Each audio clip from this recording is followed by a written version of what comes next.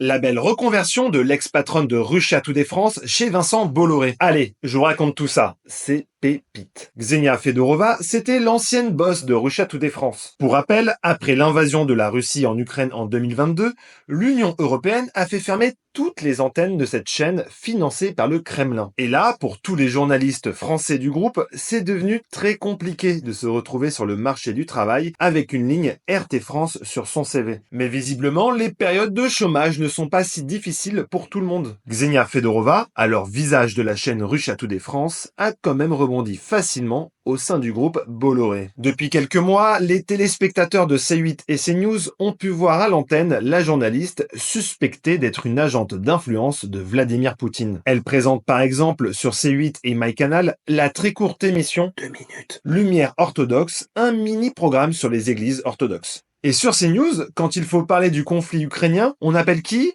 Bon, eh bien Xenia Fedorova, et oui, celle même qui a vu son ancienne chaîne arrêtée pour son traitement du même conflit. Mais malgré sa présence sur plusieurs antennes de la TNT, Xenia Fedorova s'estime toujours bannie du débat public. Oui, oui, c'est vrai. C'est même la thématique de son prochain ouvrage qui doit sortir en mars aux éditions Fayard et dans lequel elle va raconter la censure qu'elle subit. Une très forte censure pour quelqu'un qui peut toujours autant parler et qui intervient au sein du groupe Canal+, qui fait quand même partie du système. Et d'ailleurs, les éditions Fayard, ça appartient pas au groupe Hachette, non?